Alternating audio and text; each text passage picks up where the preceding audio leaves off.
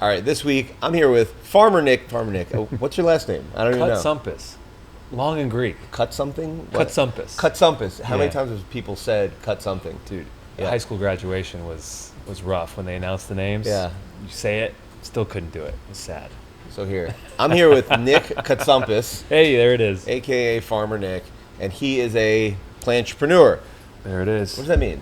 Plantrepreneur. I used to work in startups. Used to work for some big companies. Worked for IBM in their AI division long time ago. Like 15, 20 years ago? Oh, I'm not that old. I'm Yeah. not that old. This was Well, like you're saying like AI a division long and time for IBM. AI. So it was 2014. Okay. Right? Worked in that space for a while. Worked with a bunch of startups. Was IBM your first job? First job out of uni? college. I went to Tufts University in Boston. Lovely. And from there, worked for a bunch of startups and said, how can I apply what I've learned in the corporate world, in business and sales and partnerships, and apply it to a world that is totally different with landscape design, plants, social media. Thus, the Plantrepreneur was born. So anything green, I'm all about it. Amazing. So what are you doing right now? So right now, I have a landscape design business that's based in New York and LA, although we have clients all over the country. And we're focusing really on native designs that are focused on environmental stuff, on building ecosystems, helping wildlife, better for the planet is always our focus. Are a lot of people doing that for tax breaks or just to be innovative? So in places like LA where there's no water, huge problem because our grass is our biggest monocropped plant in our country, right? And oftentimes it's useless. How many people you see on their front lawns doing stuff, right? So for us, it's about how can we transform that lawn into a native ecosystem. And in LA and California, they'll give you rebates for that. So if you can show that you're using native plants or drought-tolerant plants that won't use as much water, they'll give you a lot of money back. Oh, give me an example of 3 native plants. Well, it depends where you're at. Got it. Right. So we're talking LA. So we're talking LA, right? There's tons of salvias and sages that are kind of, you think like, kind of dry looking shrubbery, Yeah. but with beautiful little smaller flowers. And they just don't need as much They water don't need to as live. much water. So when you go on a hike in LA, you'll see them scattered around. Beautiful, beautiful plants. There's verbena, there's heuchera, which is a shade-loving plant. All these plants that are so good at tolerating the natural climate, you don't need to spend hundreds of dollars a month on your water bill, and you're doing something that's better for the environment. So it's a major win. I love that. So let's bring it back. Yeah. Before IBM. For IBM. Before Tufts. Way Before back. I want to go way back because, where did you come from? What I mean by that is where'd you come from and where did your love for plants and where did your love for agriculture come from? So it didn't actually start when I was young in that same way, but nature was my first kind of introduction to plants, and it was my grandfather. He grew up in Danbury, Connecticut, big golfer, but we would go walk the golf course and walk in the hiking trails and catch frogs and turtles and all that stuff. So I was really into being outside. But I was all sports, right? It was basketball, baseball. I played baseball in college. I was very focused on just being as strong as I could be. Tufts a good baseball team, We had a great baseball Yeah. team. We were top 20 in the nation my senior year, 34-9. Had a good ERA for our pitching staff. I was the catcher, so it was great for me. What year was that? 2014 I graduated. 2014. Got it. Yeah. I was trying to think. Arizona won a couple years after that. Well, that's the D1. That's the D1. Oh, gotcha. We had a good program, but we were D3. So after I graduated, you go through this moment where your whole life you've been an athlete. Your athleticism, your physical prowess is that's who you are. It's your identity. And you lose that. And now you're supposed to go into the corporate environment. So I had that summer at home up in Westchester. I was living at home. And my mom said, if you're going to live at home rent-free, you got to do something around the house. I was like, all right, well, what do you want me to do? She goes, well, you love cooking, you love food, you love being outside. Why not start a garden? I knew nothing about plants, zero. Went to Home Depot, bought some tomato plants, some cucumbers, and just threw them in the ground. Did you fight her? Did you fight with her with it first, or were you like, all right, yeah? Or were you There's like, no fighting with and Mom. Yeah, but I get it. But were you like, I've never done this before. What do you mean I should just start a garden? It wasn't that much fighting because I was bored, right? I was coaching baseball, which is fun. Yeah. But And now I'm thinking, back then, Mom says that to you nowadays. You could probably go on TikTok. And you're seeing, how do I do X, Y, and Z? What do I need? And literally, you could get to Home Depot, pull up a TikTok. What do I need for tomatoes? And Boom, get everything. cucumbers. Yeah. Yeah. Everything, how to grow, how to prune, different options for growing. That didn't exist back then, right? The plant movement really didn't take hold until the pandemic. Yeah. Because everyone's at home. Everyone's like, oh, what am I going to do? Let me focus on my houseplants. Maybe I'm escaping to the country. What do I do now? I've got land for the first time. How the heck do I do this, right? But for me, this was early stage. So I started growing food. I started growing everything. Potatoes, sunflowers, eggplant, zucchini, heirloom stuff. Like, it was getting crazy. So my mom says, oh, look, Farmer Nick's back. What does Farmer Nick have for the dinner tonight, you know? Yeah. And then I was working in the city while this was happening. 3 years later, I move into New York City. No more garden. 600 square foot apartment in Kips Bay. So I was like, fuck, like, what do I do? So I did the only thing that made sense, and I bought 100 houseplants. So I was like, this will make me feel better. Is that how you got in the plant community in New York? Yes. So this was 2017, still early, and I just bought these plants because it made me feel good. Then all of a sudden, people start saying, Nick, like, that looks really nice. Can you come help me with my space? I was like, these are just friends and family, like nothing crazy. Then I went to an event and filling in as a photographer for one of my friends. Because she's like, you take good pictures of your plants. Can you just fill in? This photographer canceled on me. Meet some people there. This woman says, hey, you take photos all over the city? I said, honestly, no, I'm a plant guy. And at this point, what did your social media and your Instagram presence look like? Very minimal. Like, are you putting photos of your home and your plants? I'm taking pictures of my home. Yeah. I maybe have like 5,000, 10,000 followers at this point. And so I show her. I said, this is my main work. She goes, how many clients do you have? I paused. I said, you know what? I'm really booked up this month. But like, if you want to work together, we can. She goes, how does it work? Well, I'll take you plant shopping. I'll assess your space. We'll figure out the best design. If you got a terrace, we'll do that too. And just going with it. This was just like all off the cuff. All off the cuff. Because she saw something that I didn't see. And so if I said, oh, no, I'm good. I don't do that for anybody else. We might not be here right now. Right. So life, I always related to kind of improv. Not that I ever did improv, but like the whole point of improv is saying yes and. So I was like, yes, and I can do this, and I can do this, and I know I'm going to figure it out later. Right? That was the startup stuff. That's the startup background. So there you go. It didn't come from nowhere. Yeah. Like you knew how to have the conversation. Yes. And deep down, you knew that like this was something that you not just were good at, but you were fucking great at. Yeah, it was the best, right? Yeah. It lit me up. So like 9 to 5 was great. I had a great gig going on with some of my startups, but like it was the 6 a.m. trips to the flower market that really got me excited. Then Were you going to 29th Street? 28th Street, 20, all over there, right? Yeah. Like go there, Garden pick up district. plants, and bring them into the office. People are like, what are you doing? I'm like, oh, I got an install later. My boss is like, uh-oh, this is not a good sign. So I did that and just started getting clients in New York. And where were you working at this time? Had you left IBM? I was left IBM. I was working at a high-end startup, Series B range. Like we were growing. What's it called? Thrive Global. Thrive Global. What do they do? It was like a corporate wellness and just helping people. Was it a SaaS company? Well, we were getting into the technology space. We were it. selling workshops and different things that were focused on how to make the corporate experience more mindful and better for folks. So. And you're showing up with plants. I'm showing up. You with got an plants, install after work. and they're looking at me like, uh-oh, like this guy's, what's he doing? And then from there, I had an opportunity. I got approached by a casting agent who was in the UK. He goes, hey, we're doing this show. I came across your profile. I think you'd be great. It's a garden sculpture competition show for Netflix. I was like, oh, I've never done garden sculpture, but sure, I'll give it a try. DM'd you or emailed you? Okay. DM. Go through that process. We're making it to the next round, whatever. And then... Well, when you got the first email, were you like, this is a prank?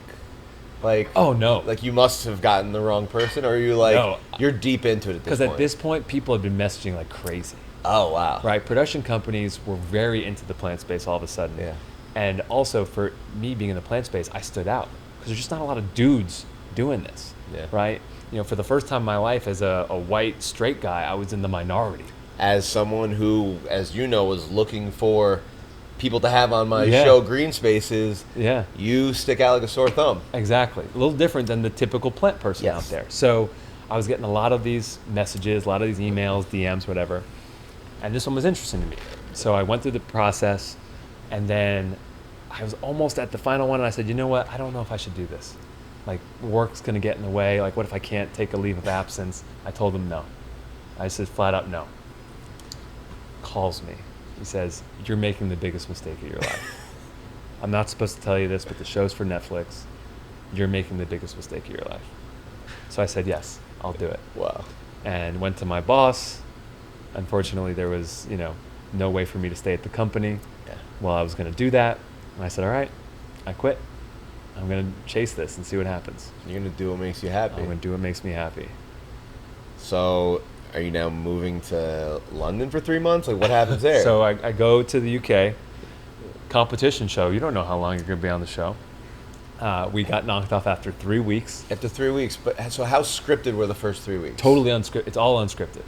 Oh, right? So you legit, like, you could have got knocked off after the first I could have episode. gotten knocked off after. So I'm betting on myself. Got it. Was it like they shot one episode per week? How did that work? One episode per week. Yeah. Okay.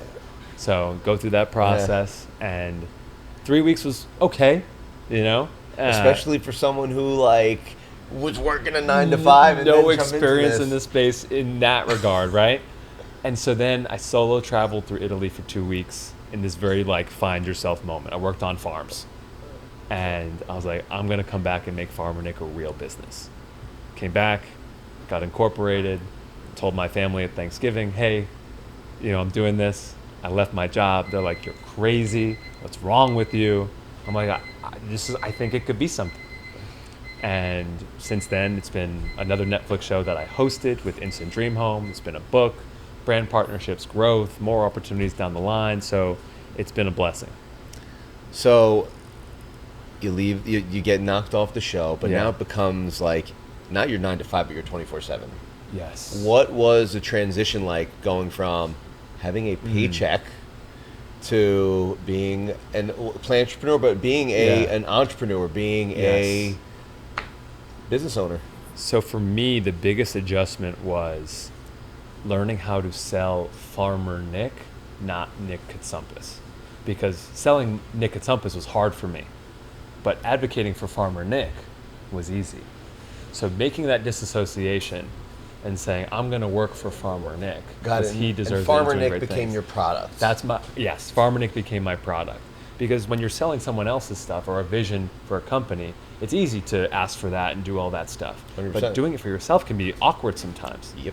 Right? So I would disassociate to the point where literally people would email me things, and if I wanted to negotiate or if I wanted to say no, I'd say, hey, I'll share this with Nick right away. No problem. I'll be in touch. Sincerely, I used, what's the name I used? Taylor? I used Carly. Okay. Carly, the Farmer Nick intern. Okay. Carly didn't exist. But Carly What was the email?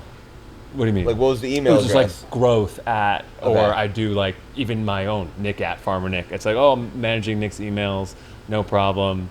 Sign Carly, Farmer Nick assistant or whatever. I love it. Because Carly could do that. Nick wasn't as adept at that. Yeah, and they were like, on their end, it's like, all right, I got through to somebody. I got through. Let's wait till Nick gets back to us, see what he thinks. Exactly. So it gave me time to formulate a plan, to say no to things, which was important. As much as I said saying yes is great, but learning when you're doing it yourself, if you try to do everything at once, there's no way to sustain that But did you growth. learn that on the back of a failure? Learned that on a few failures. One was taking on a few projects that, especially during the pandemic when plants were hot, I'm like, I'm going to create a plant database. I'm going to do this. I'm going to do that. And not realizing what was the most important project at the time and how to prioritize those things. Spent a couple $1,000s trying to hire people, build this plant database thing that I want to run. Good idea if I could give it my 50% effort, but I was giving it my 10% effort because I had all these other things that I was focusing on. So learning to prune parts of your business to encourage them to grow later, I'm full of them. This won't be the last one. Is so important because when you prune something in nature, it encourages growth that's a little bit more balanced. If you cut a fiddle leaf fig on the top, that node is gone, but the two below start branching out and are sustaining growth, turning into a tree, not just a pillar. So that's been a good lesson for me and something I still work on. Amen. was there a point at pretty much at this moment? Because from this moment, you kind of once you pruned and you learned what you shouldn't be doing, you really grew. Was there a pack it up and let's go find a 9 to 5 moment? There's been a few of those moments, especially now, right? With the instability of the algorithm and not being able to reach as big an audience as maybe you used to.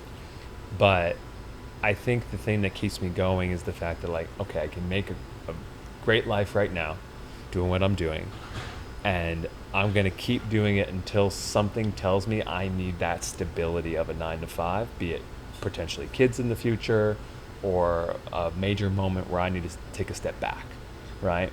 If it was affecting my relationship with my partner, if it was affecting my family, I would take a step back for those things. So is there a part of you that's like actually like, hey, when this moment comes, I might have to find a 9 to 5, or is it that's never going to be in the future? I'm acting like it's never going to happen. It is never going to happen. Because if you think that, it could never be in the future for you. Yes. You're too much of an anomaly for it to be in the future. That's the idea. Do you have do you like your talent representation? I do. You do. Yeah. If they're good, you shouldn't have anything to worry about. Correct. So, and I've gone through a few, right? Because seeing the vision with plants can be hard for a traditional agent, right? Like I've had representation all over the map, small to the biggest ones out there, right? And who's the biggest you were with? I have representation with CAA. I knew you were going to say that. Literary and TV. And it's great, and I have success with them. But at the same time, it's like, they're looking for the dating show thing, or they're looking for something different, whereas plants are slow.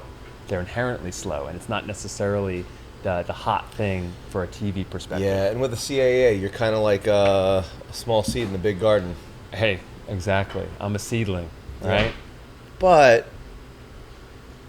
you do have a unique value prop, which it's most people different in your field don't have.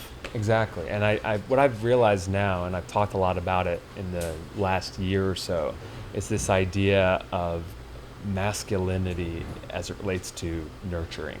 What I mean by that is... And plant-based eating. Yeah. Exactly.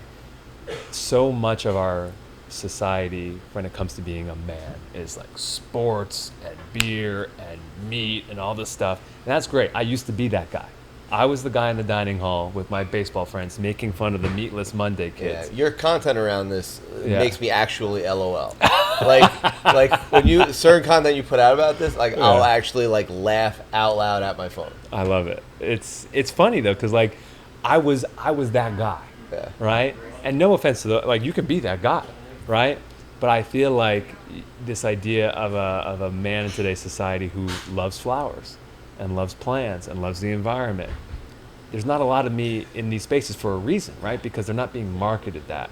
So if I can show some young kid in Ohio that like, hey, like if you have an interest in plants, this is cool. This is cool. You can do whatever you want with it and not have it be something, that's just something my mom and grandma do. That's the goal.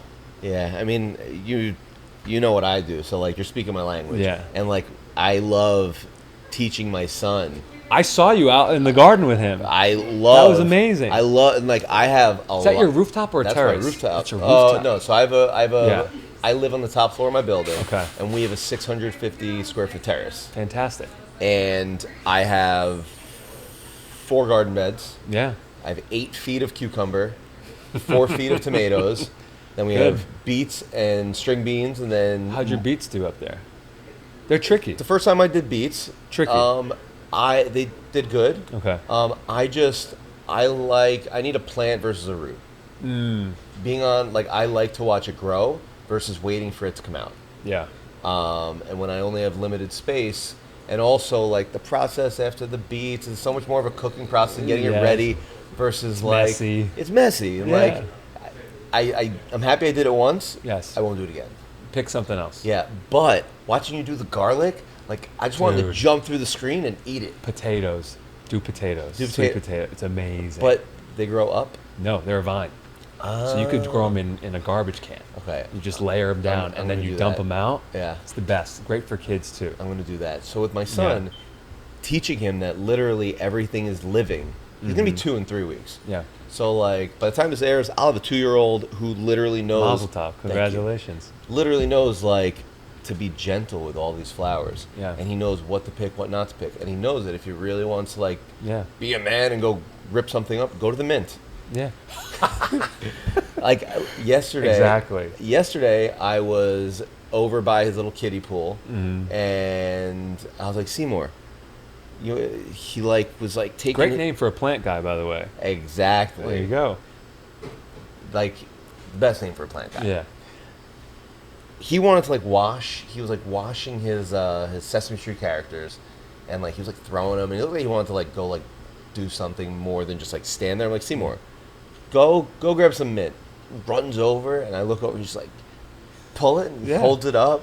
And then he goes and he grabs some more, and he runs back, and he hands me the mint. Triumph. And he knows, he knows, like, you can grab that as much as you want, but everything else is living. Yeah. You gotta be gentle. You need a little bit of both, right? Yeah. So if one day you move into a space that has a yard, hey, grab the shovel, dig up the rocks, let's get dirty, and then we plant. Yeah. Right? It's a great balance.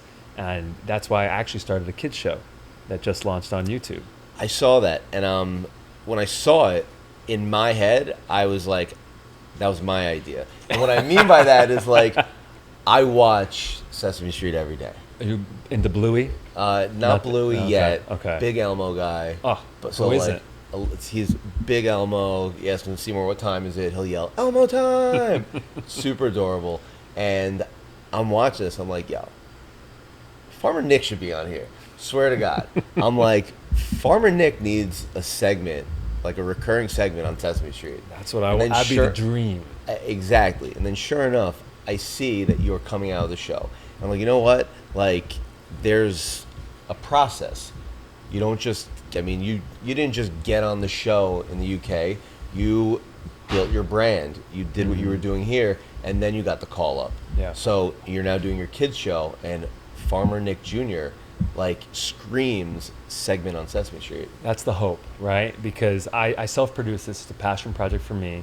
I've already talked to a couple production companies about it, and they're excited with these first 10 episodes because for me, showing young kids, especially young boys, like we're talking about, that you can be in the garden and have fun, have it be entertaining and silly, right? Plants are hard because they're slow, and kids want to move fast. And a lot of media out there is fast, fast, fast. But you're starting to see it slow down a little bit with shows like Bluey that are a little bit more slower pace, less flashing lights, simple animation, right? So I said, okay, what if I dress up as a plant with my sunflower hat and a big pot and talk to myself, Farmer Nick, split screen, and educate this lovable guy who knows nothing on how to take care of plants, from water, seed, soil, sun, all the way to composting. So that's what we're doing now. It's been a ton of fun. And it comes with a workbook that I developed with an educational consultant so that teachers can use it in the classroom knowing it's built to standards, which is really exciting for me. So any school that wants it, I'm just going to give it away to them. Amen. And how many episodes have you shot so far? 10. Oh, you shot them all? You shot the whole first season? So I did 5 last year as a test run, see how it went, and I did another 5 this year. How many changes did you make after the first 5? Some pretty significant changes. The first one being that I was using a teleprompter on one side, because when you're shooting split screen, if your timing's not exact, the reactions to what the other person is saying are off. So when the videographer is going through it, he's like, this line was great, but like when you were waiting and listening, you didn't wait long enough to react properly, you know? So it was an editing nightmare. Yeah. So we did a teleprompter this time, which is great for me, less memorizing, which is also helpful. But also just like making it even more fun, like adding more characters to it. There's a magical garden gnome who causes chaos, and he had a bigger role in season 2, and just different things to just be entertainment first and not even realize that the kids are learning in the process. So what's the goal with pushing that out? Yeah. So the goal with that is to grow with my audience, right? When I started the houseplant Instagram, which was Farmer Nick, it was mainly houseplants and growing food. Then as my, friends and I got older, we start buying houses in the suburbs. Then it's a little bit more landscaping. And then my friends start having kids, and now it's going to be kids content.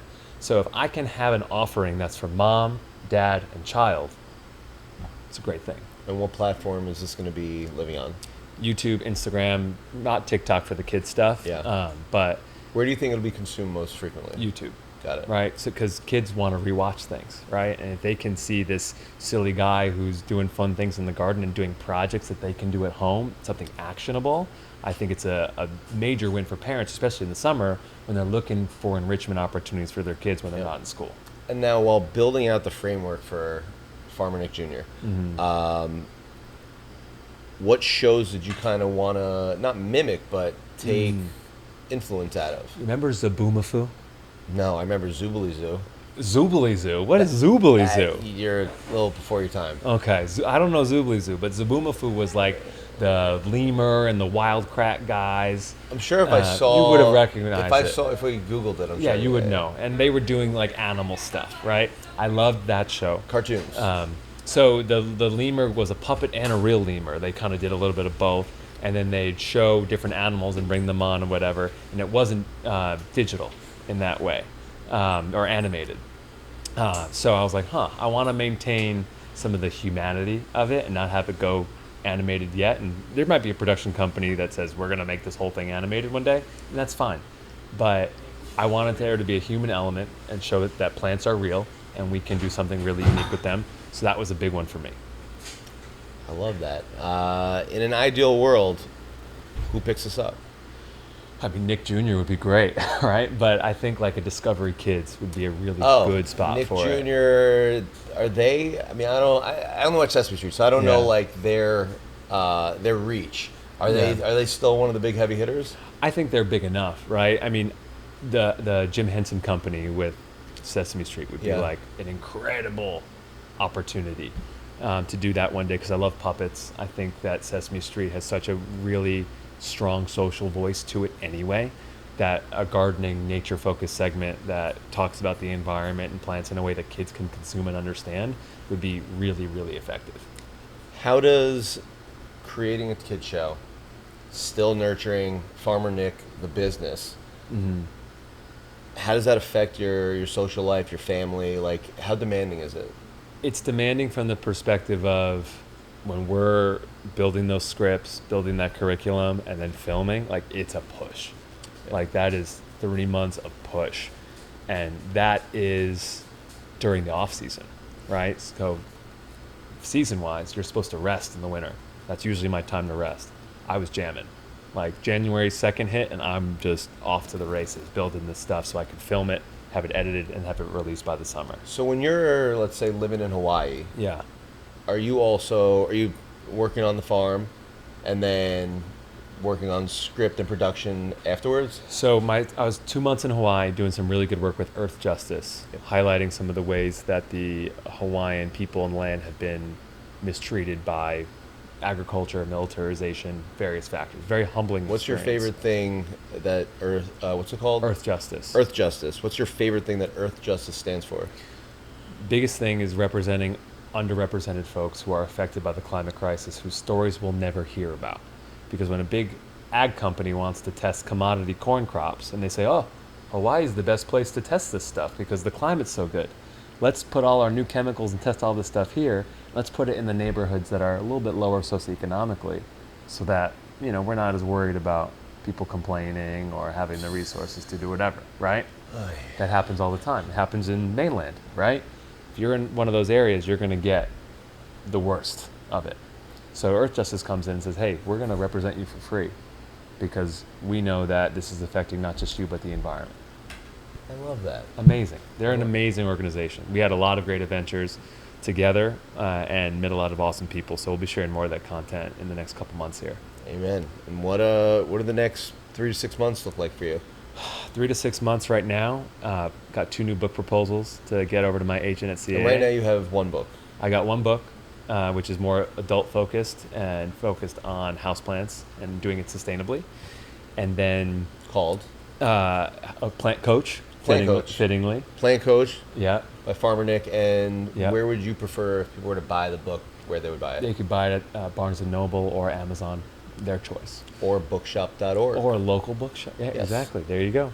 Yeah. So that was a great experience. I really enjoyed that. But these next 2 books that I'm sending over, one's a kid's book which will be fitting with the Farmer Nick Amazing. Jr. work. And then the next one is a real kind of love letter to farmers, because we are so focused on where our food comes from these days, how it's grown, all this stuff, but not who is doing this. It's an underrepresented group, 1% of the population, that is getting squeezed by big companies. Suicide rates are U.S. significantly This is very high. like U.S. focused. Very U.S. focused for now. But being a farmer is a tough job. It's fucking hard. And to not just talk about the food that they're growing, but tell their stories, show their wisdom that they have, and then make delicious food with it. I don't think there's anything better than that. No, not at all. And do you have like one publisher, or is this being pitched to publishers? So the first one, Abrams approached me and said, "Hey, we'd love to." Small company. Yeah, what a great way to write a book. Someone comes to you and says, "Hey, this would be great." Not just someone. Yeah, Abrams. Abrams was awesome. I loved working with them.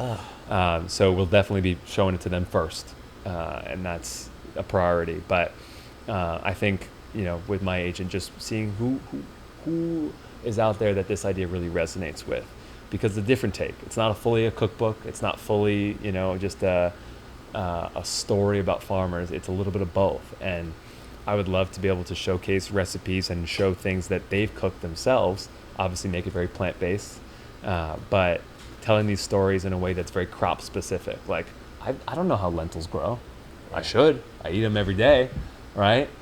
I would love to learn how this process works. And going into this, how much creative freedom how much creative freedom do you need to have?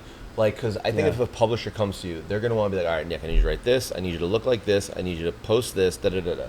How much of this are you like, no, if you want to work with me, because I really want to work with you, here's how it needs to go. So for me, I need to maintain majority control on the creative.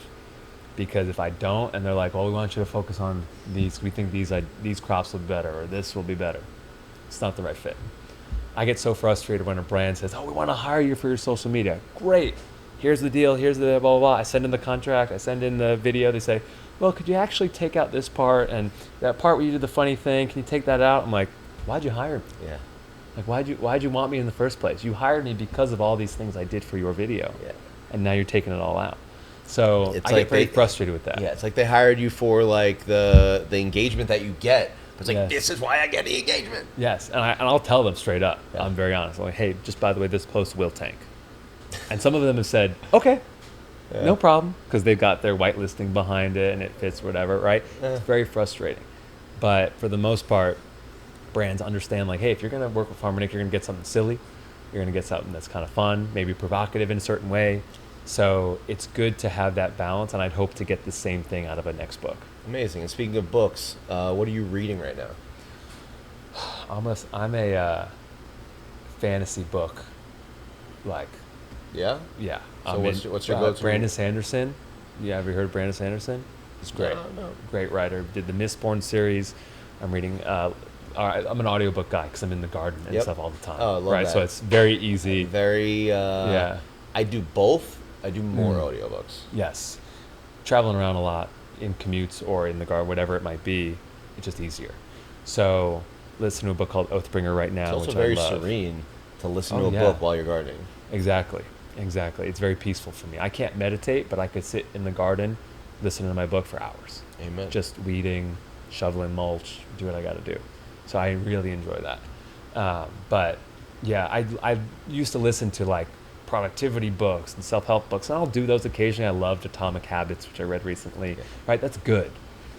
But like, I need to get away sometimes. Like, take me to a different universe, because that's the only way to keep this mind quiet. Fair enough. Give me one book that you would recommend to anybody. Give and Take by Adam Grant.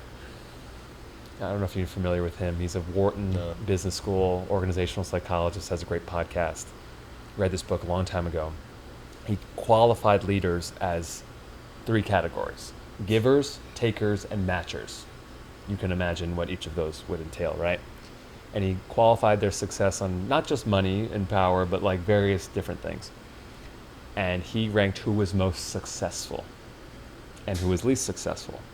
Who do you think was least successful? The takers. The givers. Givers. Yeah. Who do you think was most successful? The connectors. Or what do they call them? The connectors? Matchers. The matchers. Givers again. So what he found was that there were two types of givers in the world. There were the doormat givers, the ones who give so much that they get stepped on. And then there were the ones that advocated for themselves, but still built such good relationships and did amazing work for other people. They ended up at the top.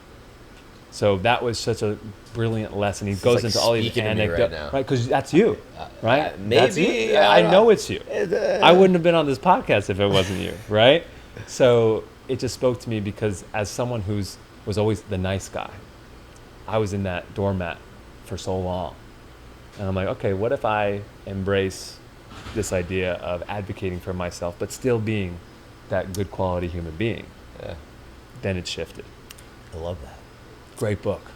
Great book. It's going on my list. And regardless, I have on bookshop.org, I have a list of every book that's recommended. Everybody's recommended. So if you go to Nice. bookshop.org, the self-starter, bookshop.org self-starters, you have the TMB list. So it's my books that I've read outside of the show. Cool. My books. And I have my books that I've read ranked.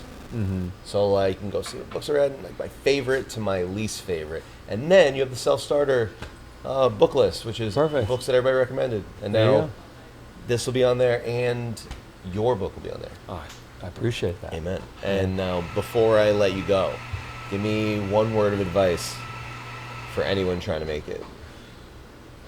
Persist. Just, you're going to get far more no's than you're going to get yeses. And just, you need to be the last one standing. You need to be that plant growing out of the sidewalk. That's got to be you. Because it'll make you so much better. Farmer Nick, plantrepreneur, and soon-to-be host of hugely famous show, Farmer Nick Jr. Later. Thanks, y'all.